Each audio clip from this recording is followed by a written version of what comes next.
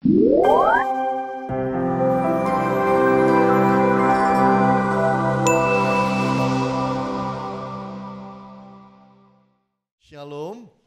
salam sejahtera di dalam kasih Tuhan kita Yesus Kristus. Puji Tuhan kita boleh kembali bersama-sama memuji Tuhan, menyembah Tuhan bersama-sama. Liburan barusan ini saya pergi ke Jawa Tengah, ke Jogja, ke Magelang, cari daerah untuk foto sebenarnya. Sebenarnya hanya pergi dengan teman-teman, yaitu jemaat ya, orang HFC sendiri. Maunya cuma laki-laki, tapi ternyata istri-istri mau ikut semua. Jadi berangkatlah 6 orang, 3 pasang saya berangkat pergi ke Jogja, lalu pergi ke Magelang, foto-foto di sana, cari lampion, foto lampion. Setelah itu, the next morning kita pergi ke 5 lokasi. Ada namanya pergi ke gereja ayam, ada gereja ayam, katanya bacanya Merpati. Itu memang gerejanya seperti bentuknya kepala ayam dan seperti ayam. Dan sekarang gereja itu sudah dipakai hanya untuk wisata turis saja. Jadi sedang dipugar juga, direnovasi supaya tambah bagus. Kita foto-foto di sana.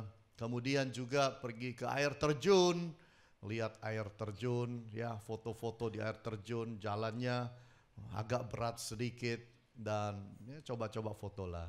Saya sempat taruh itu di Facebook saya. Dan masih ada beberapa daerah lagi kami kunjungi, saudara. Ya, isinya cuma seharian foto-foto aja. Ya, foto modelnya ya istri sendiri, ya teman-teman, ya Ibu Agnes pose. Udah agak lumayan Ibu Agnes mulai bisa berpose, saudara. Boleh lihat di Instagram Ibu Agnes itu penuh foto-foto, dinaikin semua, diunggah semua di sana. Ya, puji Tuhan, refreshing. Nah, salah satu hal yang menjadi fokus saya waktu itu adalah ketika di dalam gereja, dalam hotel. Di hotel itu mereka mau betulin lampu di lobi karena tinggi sekali tempatnya, plafonnya. Jadi mereka pakai alat yang bisa dipencet itu, kotakkan itu naik dan alat ini bisa naik ke atas, saudara. Ya, jadi satu daerah kotak itu seperti lift begitu, saudara. Dia naik sampai ke atas, dia copot bola lampunya, dia pasang bola lampunya. Saya datang mendekat untuk lihat, kok nggak jatuh ini, kok nggak goyang-goyang ini, apa namanya, ini liftnya itu ya, tangga yang pakai elektronik tersebut. Ternyata di bawah itu satu bidang kotak kecil itu, kurang lebih ukurannya 1 meter kali 1 meter, itu dikeluarkan kakinya juga panjang, hampir 1 meter juga, 4 sisi keluar. Saya bilang ya ini yang bikin gak goyang-goyang itu bukan cuma alasnya itu, tapi ada kakinya yang tersebar 4 sisi, membuat orang yang di atas gak goyang dan juga tangga yang kayak lift ini gak goyang, saudara. Itu di S Hardware ada barang kayak begitu. Saya cuma mikir, tahu gitu pinjem untuk foto di Borobudur, bisa naik tinggi, begitu ya saudara. Nah, anyway, waktu saya perhatikan itu, saya hanya mikir satu hal. Orang Kristen harusnya kayak begitu. Bisa naik tinggi, tidak gampang goyang. Berapa banyak hidup kita gampang goyang. Berapa banyak hidup kita itu gak kuat, gak kokoh. Kekristenannya itu tidak yang seperti seharusnya. Kita ini Tuhan mau, saudara dan saya, kerohanian kita itu kuat, kokoh, unshakable. Tidak tergoncangkan seperti tema kita di bulan ini. Itu yang Allah mau. Tapi berapa banyak kita lihat dalam hidup ini karena masalah, karena sakit penyakit, karena persoalan dengan seseorang dan lain sebagainya. Membuat kita tidak bisa kuat, tidak bisa kokoh. Namun kita mau belajar dari satu manusia yang sangat hebat. Saya kagum, namanya Daniel. Nah, hari ini saya ingin bicara mengenai dia dengan satu tema top priority. Prioritas yang paling top, paling unggul, paling utama. Kenapa? Karena di dalam kehidupan Daniel ini bukan dia menjadi anak Tuhan yang tanpa gangguan. Ada badai hantam dia, ada persoalan bisa hantam dia. Tapi orangnya tetap kuat, tetap kokoh. Bahkan ketika musuhnya itu satu negara, dia tetap kuat, tetap kokoh. Nah, kita mau belajar apa yang dimiliki oleh Daniel sehingga dia bisa menjadi seorang anak Tuhan, tahan banting. Dia apa-apain, kuat, kokoh, tidak tergoncangkan. Nah, mari kita belajar dari dia. Apa yang menjadi prinsip hidupnya sehingga dia menjadi orang yang sangat kuat dan kokoh. Nomor satu prinsip yang dimiliki oleh Daniel adalah ini. God is more important than power. Allah itu lebih penting daripada kekuasaan. Allah lebih penting daripada jabatan. Allah lebih penting daripada yang namanya posisi hidup. Coba baca dengan saya. Daniel pasal 1 ayat 5 sampai 10. Daniel 1 ayat 5 sampai 10. Dan raja menetapkan bagi mereka pelabur setiap hari dari santapan raja dan dari anggur yang biasa diminumnya. Mereka harus dididik selama 3 tahun dan sesudah itu mereka harus bekerja pada raja. Di antara mereka itu ada juga beberapa orang Yahuda, yaitu Daniel, Hananya, Misael dan Asaria. Pemimpin pegawai istana itu memberi nama lain kepada mereka. Daniel dinamainya Belsasar, Hananya dinamai Sadrah, Misael dinamai Mesa, Asaria dinamainya Abednego. Daniel berketetapan untuk tidak menajiskan dirinya dengan santapan raja dan dengan anggur yang biasa diminum raja. Dimintanyalah kepada pemimpin pegawai istana itu supaya ia tidak usah menajiskan dirinya. Maka Allah mengaruniakan kepada Daniel kasih dan sayang dari pemimpin pegawai istana itu. Tetapi berkatalah pemimpin pegawai istana itu kepada Daniel, aku takut kalau tuanku raja yang telah menetapkan makanan dan minumanmu berpendapat bahwa kamu kelihatan kurang sehat daripada orang-orang muda lainnya yang sebaya dengan kamu. Sehingga karena kamu aku dianggap bersalah oleh raja. Ini kisahnya apa ini? Kisahnya adalah Daniel direkrut sebagai anak-anak muda. Salah satu dari anak-anak muda yang direkrut untuk melayani raja. Dan ketika dia direkrut itu juga ditraining, dipersiapkan selama 3 tahun. Persiapannya 3 tahun untuk melayani raja. Makan minum hidupnya semua teratur dan diatur. Tetapi di sini kita melihat bahwa Daniel itu punya sesuatu di hati yang beda. Dia tahu masa depannya bagus melayani raja. Dia tahu posisi yang tinggi melayani raja. Dia tahu gengsi yang hebat melayani raja. Tapi orang ini tidak takabur dengan yang namanya kekuasaan. Artinya begini, dia bukan gara-gara ada kekuasaan dan ditawari diiming-iming kekuasaan, lalu dia menjadi orang yang lupa diri. No, dari awal dia sudah tahu dia punya masa depan yang baik, bekerja bagi raja, income pasti bagus semua. Tapi dia dari awal pegang bahwa Tuhan itu top prioritas. Saya tidak akan mencemarkan diri saya dengan makanan berhala. Sedangkan makanannya itu diatur oleh raja. Zaman dahulu kita tahu bahwa manusia tidak boleh untuk menolak apa yang raja berikan. Peraturan raja tidak boleh ditanya, tidak boleh ditawar, tidak boleh dinegosiasi. Yang bisa dilakukan adalah orang berkata yes, ya. Suka nggak suka, apapun perasaannya, yes. Kalau mau aman, harus berani bilang ya kepada otoritas tertinggi. Tidak demikian dengan dia. Dia bilang, no, itu makanan berhala, aku tidak akan makan, berikan aku sayur aja. Nah disitulah baru kita ketahuan bahwa pemimpin pegawai istana itu takut. Jangan loh, ntar kalau ketahuan aku ikut kena, masa depanku, karirku ikut kena. Nah disitulah Daniel bilang, uji kita 10 hari, kasih sayur. Ternyata waktu dikasih sayur, mereka lebih sehat, mereka lebih gemuk. Mereka lebih seger. Jadi akhirnya mereka makan sayur. Tapi di sini saya belajar satu hal. Bahwa Daniel itu tidak takabur dengan yang namanya kekuasaan. Tidak serta-merta karena ditawari kekuasaan. Lalu dia berpikir ya udahlah. Menghalalkan segala cara, yang penting raja senang, otoritas senang. Saya aman jalan ke depan, saya dapatkan bekerja kepada raja. Justru dalam hal ini saya melihat dia meresikokan dirinya untuk kemudian apa?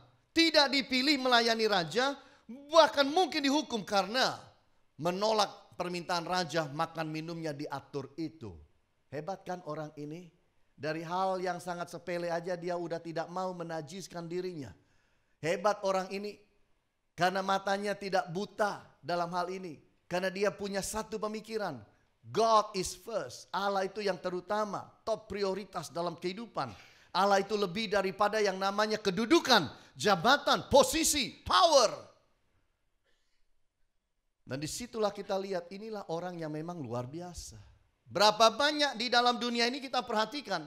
Manusia yang haus kekuasaan, yang haus jabatan, yang berambisi terhadap posisi, mengorbankan apa saja, menghalalkan apa saja. Asal dia bisa duduk di kursi itu. Tidak demikian Daniel. Daniel bilang apa? Kursi, selama jalannya baik aku mau.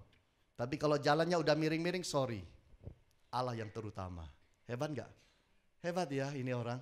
Ini orang yang kayak begini langka Bapak Ibu. Di dunia sangat-sangat langka. Di Indonesia apalagi. Langka sekali yang kayak begini Bapak Ibu. Ya, adapun harus dimusnahkan. Ya itu. Ini. Saking langkanya. Jadi kita mari belajar dalam hidup ini. Betapa susahnya hidup mengiring Yesus.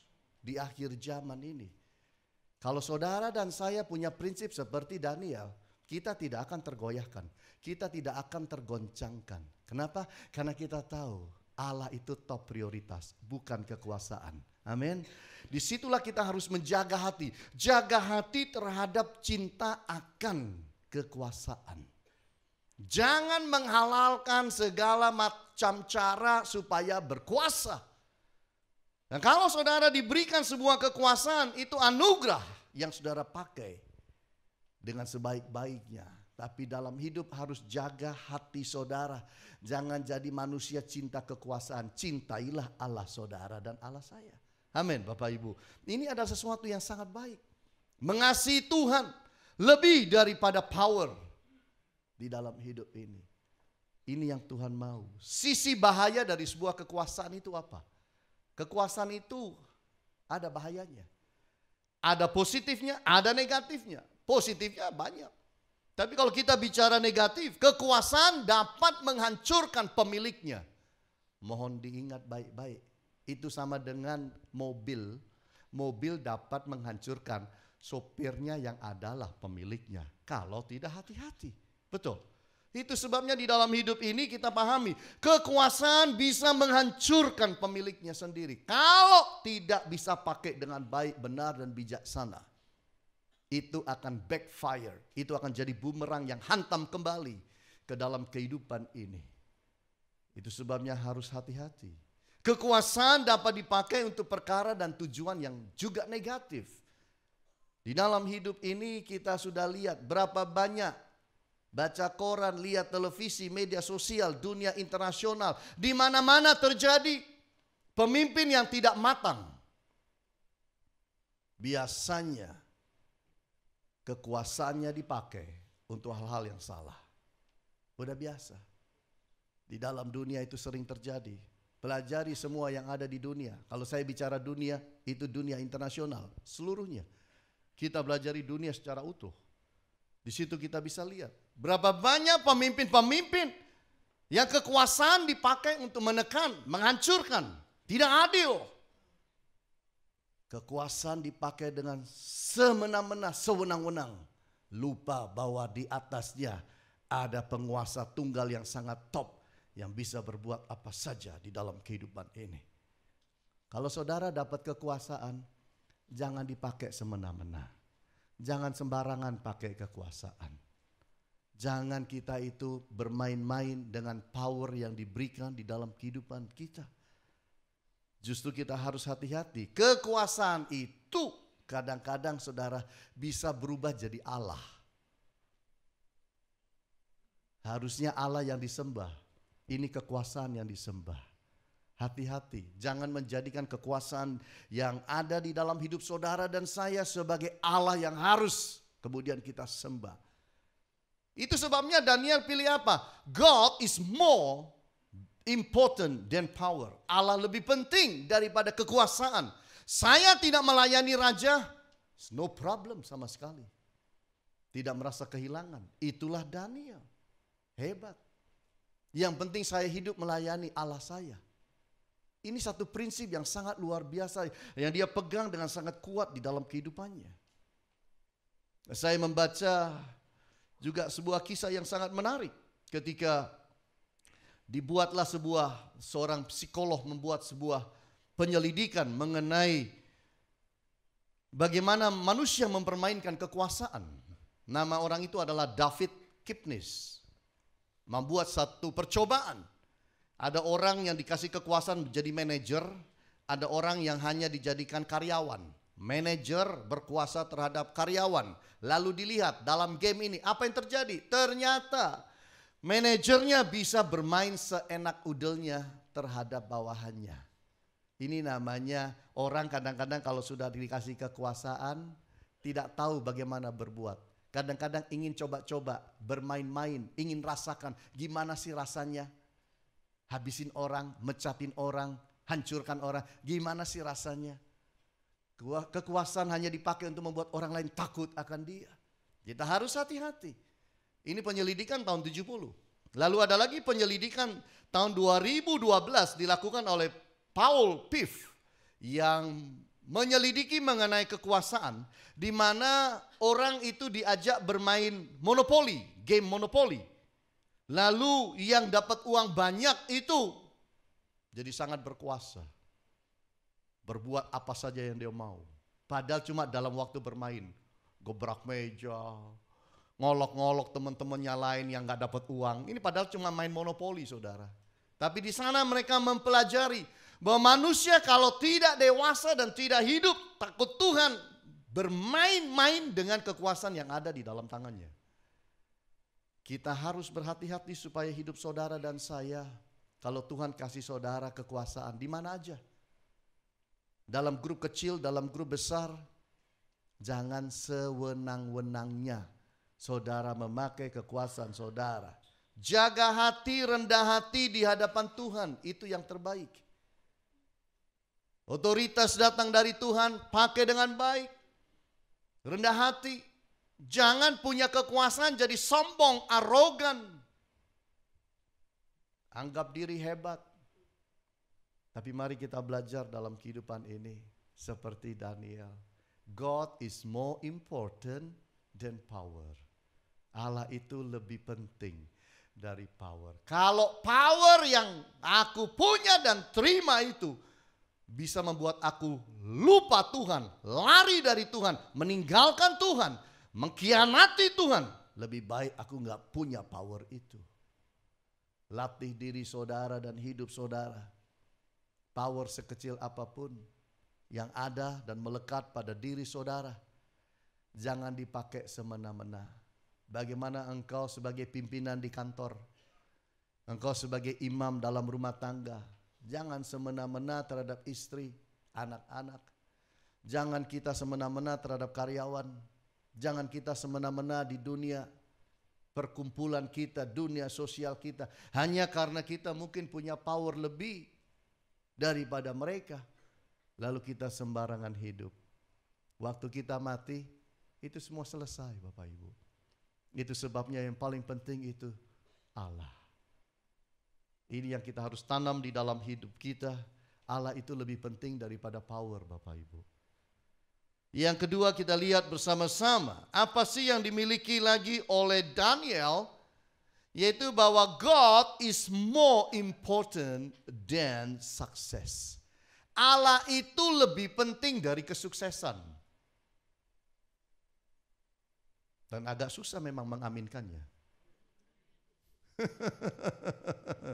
Allah itu lebih penting dari kesuksesan. Amin saudara, harus berani bilang amin. Sebelum ada kesuksesan sudah ada Allah. Dan Allah pula yang bisa dan menganugerahkan sukses dalam kehidupan manusia. Dan ini dimiliki prinsip ini oleh Daniel. God is more important than success. Coba baca ya, Daniel 5 ayat 14 sampai 17. Telah ku dengar tentang engkau bahwa engkau penuh dengan roh para dewa. Dan bahwa padamu terdapat kecerahan, akal budi, dan hikmat yang luar biasa. Kepadaku telah dibawa orang-orang bijaksana, para ahli jampi, supaya mereka membaca tulisan ini dan memberitahukan maknanya kepadaku. Tetapi mereka tidak sanggup mengatakan makna perkataan itu. Tetapi telah ku dengar tentang engkau bahwa engkau dapat memberikan makna dan dapat menguraikan kekusutan. Oleh sebab itu jika engkau dapat membaca tulisan itu dan dapat memberitahukan maknanya kepadaku, maka kepadamu akan dikenakan pakaian dari kain ungu, dan pada lehermu akan dikalungkan rantai emas, dan dalam kerajaan ini engkau akan mempunyai kekuasaan sebagai orang ketiga. Hebat nih. Kalau bisa baca tulisan tangan Allah di dinding, mene mene tekel ufarsin. Kalau bisa baca itu, akan dikasih baju ungu, jubah kemuliaan. Dikasih bukan kalung, rantai. Masya Allah, nggak tahu, rantai emas, rantai. Lalu dikatakan dijadikan orang nomor 3 paling berkuasa dalam kerajaan, nomor 3. Ini betul-betul bisa bikin orang mabuk kepayang ini hadiah raja ini. Tapi saya ingin saudara baca dan lihat, perhatikan ayat 17. Kemudian Daniel menjawab raja, tahanlah hadiah tuanku, berikanlah pemberian tuanku kepada siapa? Orang lain. Namun demikian aku akan membaca tulisan itu bagi raja dan memberitahukan maknanya kepada tuanku. Ini manusia yang tidak tergiur dengan kekayaan, tidak tergiur dengan kesuksesan, tidak tergiur dengan materi. Berapa banyak kita justru melatih diri untuk tergiur dengan hal-hal yang seperti itu. Daniel hidup tidak tergoncangkan karena dia melatih diri untuk tidak gampang-gampangnya takabur dan silau terhadap kemewahan dunia, materi yang dunia mungkin tawarkan kepada dia. Ini sesuatu yang sangat-sangat luar biasa yang kita bisa pelajari dari kehidupannya. God is more important than success. Allah lebih penting dari kesuksesan. Ada orang bilang sukses itu kayak burung, semakin dikejar semakin terbang tinggi. Makanya jangan kejar sukses, kejarlah Allah. Karena Allah itu pemilik kesuksesan. Dia sanggup memberikan kepada saudara dan saya. Ini yang kita harus pahami. Jangan keliru kejar dalam hidup. Udah kejar setengah mati baru sadar, wah keliru kejar. Tapi waktu keliru kejarnya umur sudah 70, 80. Apa enggak kebacut terlambatnya? Ya, mumpung kita masih muda semua ya, kita semua umur 17 tahun di sini. Mari kejar itu, kejar Tuhannya. Karena Tuhan pemilik kesuksesan. Sebab kenapa? Kalau Tuhan bilang seseorang, engkau tidak sukses, aku tidak mau kasih. Sorry saudara, biar banting tulang 120 tahun, gak akan sukses. Kalau Tuhan bilang, engkau boleh sukses, sukses. Hidup ini di tangan Tuhan. Kita harus betul-betul hargai dan memahami akan semua ini. Daniel ini luar biasa di dalam hidupnya. Tahanlah hadiah Tuanku, berikanlah pemberian Tuanku kepada orang lain. Ya ampun, kasih orang lain loh. Ya ampun. Artinya apa? Sorry ya, gak tergiur gitu-gitu. Tapi apa yang menjadi tugasku, apa yang aku bisa, talentaku, karuniaku, aku akan pakai untuk melayani dengan baik. Ini yang hebat. Ini yang luar biasa. Ini yang Tuhan mau saudara dan saya miliki. Sikap hati ketika mungkin saudara dikasih kekuasaan, tidak tergiur dengan kekuasaan, tidak tergiur dengan kemewahan, dan tidak tergiur dengan kesuksesan. Karena fokus saudara adalah Tuhan. Allah itu menjadi harta yang istimewa di dalam hidup saudara dan saya. Itu is the best. Langit dan bumi akan berakhir. Emas berakhir semua. Batu permata saudara akan berakhir semua. Tapi kalau kita punya Tuhan, kita punya hidup selama-lamanya. Itu yang sangat-sangat luar biasa. Allah harus menjadi tujuan kehidupan. Bukan yang lain. Ini kalau ada yang mulai keliru hari-hari ini. Tujuan hidupmu apa? Sukses, Pak. Tujuan hidupmu apa? Jadi orang paling kaya nomor 1 di Indonesia, Pak. Oh, ayo berubah. Tujuan hidup kita Allah. Allah menjadi tujuan kehidupan kita. Hidup dekat Allah, hidup takut Allah, hidup mengasihi Allah. Itu harus menjadi tujuan kehidupan. Kesuksesan itu adalah sebuah kendaraan. Success is just a vehicle. Sukses itu adalah kendaraan, alat transportasi. Itu sukses. Punya kekayaan yang besar itu hanya alat kendaraan saudara. Kekayaan itu engkau pakai buat apa? Untuk beli gunung, beli laut, beli pulau. Kekayaan itu saudara pakai untuk apa?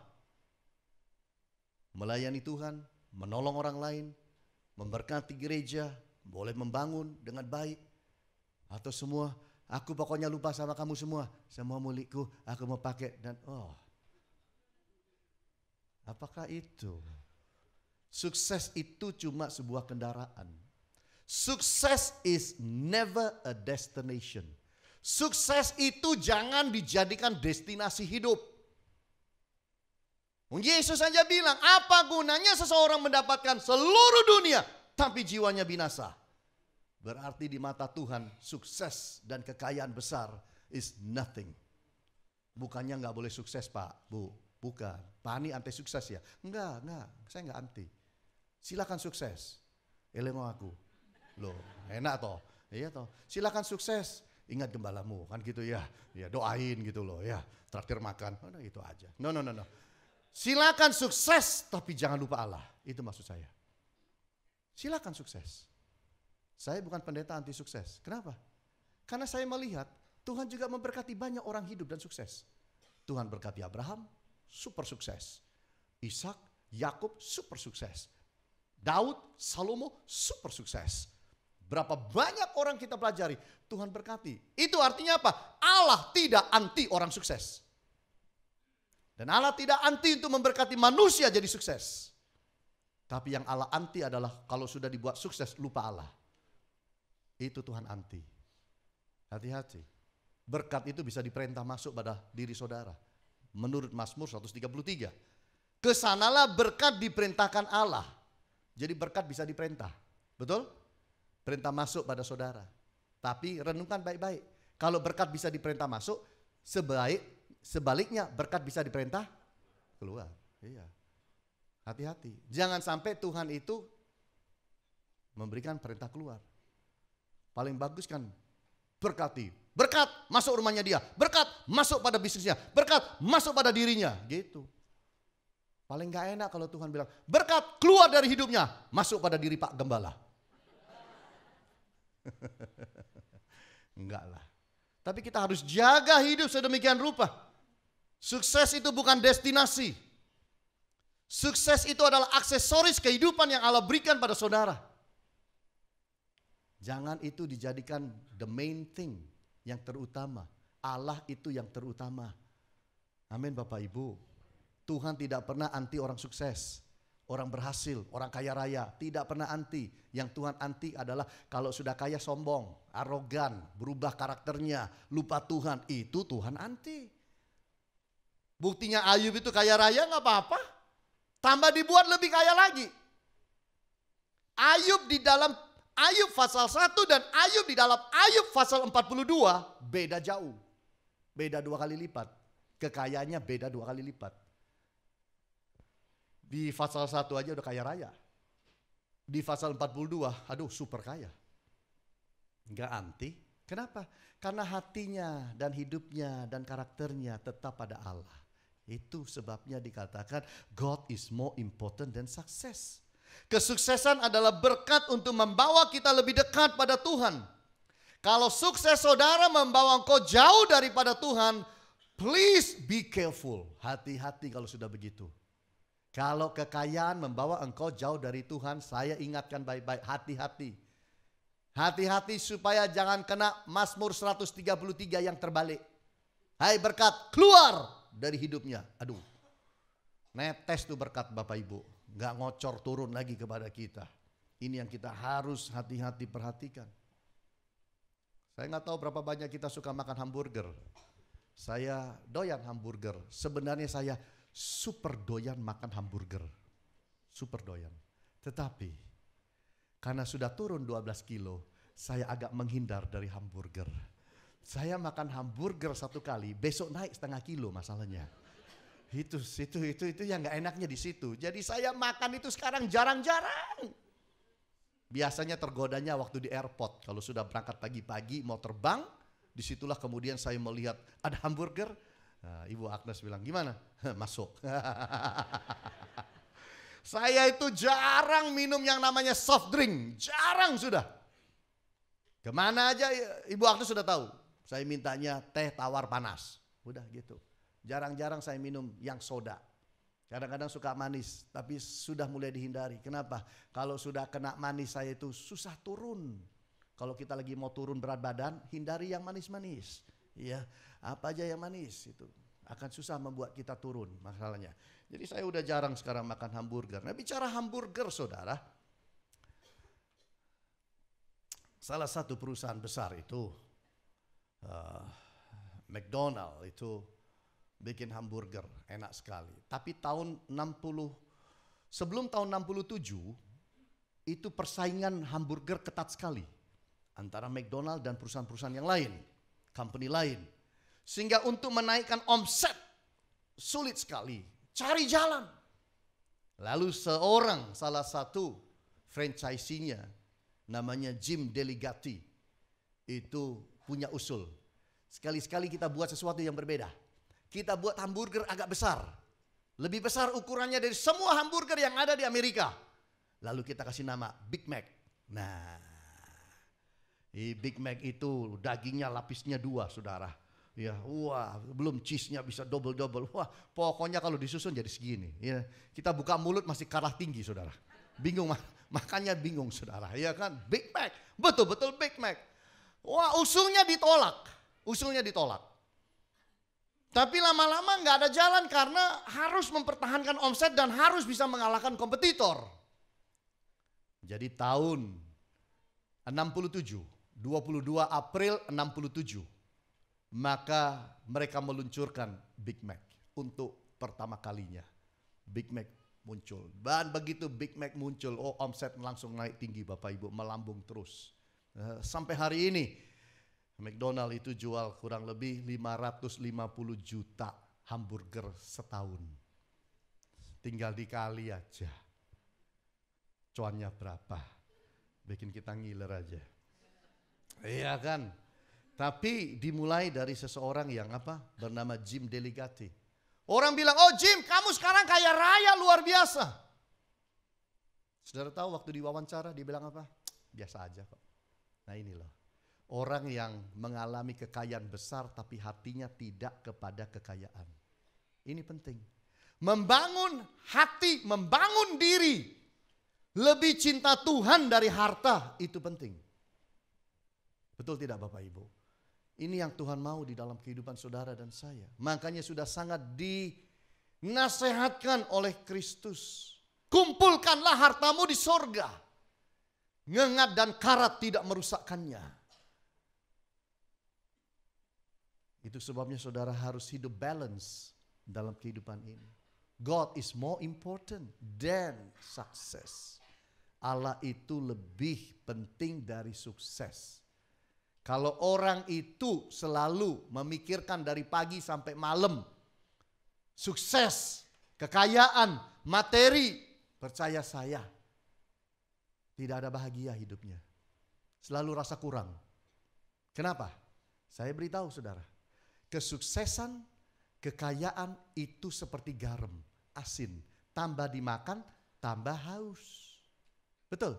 Tambah dapat, tambah haus, tambah dapat, tambah haus, tambah dimakan, tambah haus. Yaitu kita ini harusnya hausnya pada Allah. bukan kepada kekayaan dan kesuksesan. Silakan dipakai, silakan dinikmati, tapi jangan sombong dan jangan lupa Tuhan. Itu aja Tuhan mau. Betul. Yang punya dan menikmati, jangan merendahkan yang tidak punya. Yang hidup biasa-biasa, tidak juga perlu saudara minder dalam hidup ini. Karena hidup yang paling penting adalah hidup dekat Tuhan dan mengasihi Tuhan. Itulah yang dimiliki oleh Daniel. Makanya dia berani bilang, kasihkan aja kepada orang lain itu, raja. Aku tetap akan mengartikan mimpi itu. Hebat. Tidak kemaruk di dalam hati dan hidup terhadap kekayaan. Hati-hati apa yang saudara kejar dalam hidup. Ingatlah kekayaan itu adalah seperti burung bersayap. Semakin dikejar, semakin tinggi larinya. Hati-hati. Yang ketiga kita lihat bersama-sama apa lagi yang dimiliki oleh Daniel. Prinsip ketiga, God is more important than self. Allah itu lebih penting dari diri sendiri.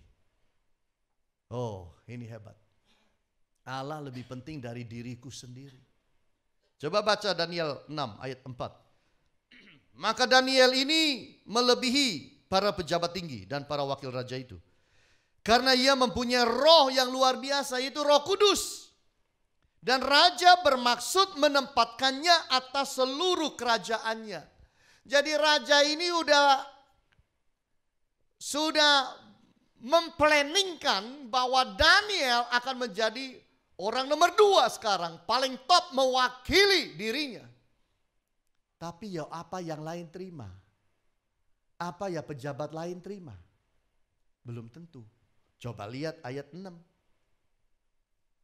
Maka berkatalah orang-orang itu, para orang-orang yang ambisi, orang-orang yang punya jabatan, orang-orang yang juga ingin naik lebih tinggi.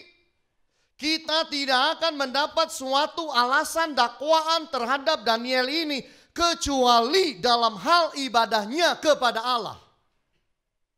Apa artinya? Artinya Daniel itu tidak berbuat salah di dalam kehidupannya selama dia menjabat. Kesalahan yang dicari-cari adalah kesalahan dalam urusan rohani. Kesalahan yang dicari-cari adalah kesalahan di dalam penyembahannya kepada Allah. Makanya orang-orang itu datang kepada raja. Bilang, raja, kayaknya kita harus testing ya raja. Sampai di mana loyalitas rakyat kepada raja. Lu pakai apa? Oh gampang raja. Kita buat peraturan raja. Bahwa semua rakyat harus minta apa-apa kepada raja. Tidak boleh kepada dewa. Tidak boleh kepada Allah manapun. Dengan itu ketahuan raja. Siapa yang loyal kepada raja. Siapa yang tidak. Oh, rajanya iya aja. Iya keren juga nih. Dibuatlah peraturan raja. Hukum media Persia. Peraturan yang tidak bisa diubahkan. Ada meterainya. Tanda tangan. Dibuatlah itu. Ternyata namanya politik ya politik. Even rajanya dibodohin. Ternyata itu jebakan untuk Daniel. Hampir salah ngomong. Jebakan yang dibuat untuk Daniel. Saudara ketawa apa saya nggak ngerti. Sepertinya saudara tahu sesuatu yang saya nggak tahu. Saudara, disitulah kita lihat. Coba lihat ayat yang ke-6, ayat yang ke-11. Demi didengar Daniel bahwa surat perintah itu telah dibuat. Pergilah ia ke rumahnya, dalam kamar atasnya ada tingkap-tingkap yang terbuka ke arah Yerusalem. 3 kali sehari ia berlutut, berdoa serta memuji Allahnya seperti yang biasa dilakukannya. Ini manusia tidak punya rasa takut pada manusia. Itu kalau bajunya dibuka, orang Jawa bilang, gak ono udele. Beraninya luar biasa. Tidak pernah takut manusia siapapun, kecuali takut pada Allahnya. Ini orang hebat. Ini orang yang tidak tergoncangkan. Ini orang yang tidak akan terkalahkan. Udah tahu peraturannya, enggak boleh minta apa-apa kepada dewa manapun, Allah manapun. Tetap aja pulang dan berdoa 3 kali sehari nyembah Allah. Nah ini kalau enggak cari pekoro, cari apa ini? Betul enggak? Harusnya dia bisa bilang kan, Tuhan kita tahu sama tahu. Peraturan sudah keluar. Aku berlutut, aku masuk. Itu aja. Aku tak berdoa sambil berbaring aja. Atau aku berdoa sembari tengkurap aja Tuhan. Supaya gak ada yang tahu. Oh. Dia tahu juga. Dia tahu juga sanksinya adalah dimasukkan. Dia tahu apa yang akan dia alami dan hadapi. He never cares. Dia tidak peduli. Walaupun itu resiko nyawa. Tidak peduli. Dia tahu disiapkan goa singa. Yang singanya dikasih puasa berhari-hari. Gak usah singa puasa berhari-hari. Saudara dan saya puasa sehari aja. Kita rasa lapar. Apalagi singa. Dia tahu kemana dia akan masuk. Tapi di situ dia punya satu prinsip. God is more important than self. Allah lebih penting dari diriku sendiri. Yang penting aku tetap mengabdi kepada Allah. Apa yang aku bisa berikan pada raja dan pemerintahan, aku berikan. Korban, dia mau jalani. Hebat nih. Ini orang hebat nih. Berapa banyak kita lari karena nyawa. Betul gak? Banyak. Gara-gara nyawa aja. Nah, kalau orang itu sampai DPO itu kan cinta nyawa. Melarikan diri. Iya kan? Jadi hidup ini hati-hati. Kalau kita lihat Daniel berani, ditangkap, tidak marah, tidak benci, tidak pula mengkhianati, cemplungkan di dalam gua singa, masuk, plung. Singa-singa tuh diem, dielus gitu singanya oleh Daniel. Bunyinya lain, meong, meong. Tuhan membuat mujizat ketika dia ada di dalam. Karena dia adalah manusia yang menomorsatukan Allah.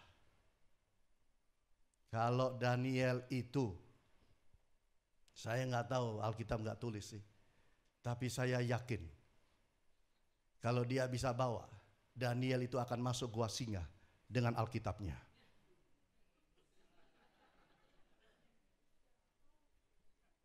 Cuma tidak ditulis di Alkitab. Daniel bawa kitab sucinya atau tidak. Tapi ini hebat. Kita melihat kuasa Tuhan menyertai dia. Sehingga macan singa-singa itu semua tidak bisa mengaum. Hanya bunyinya meong.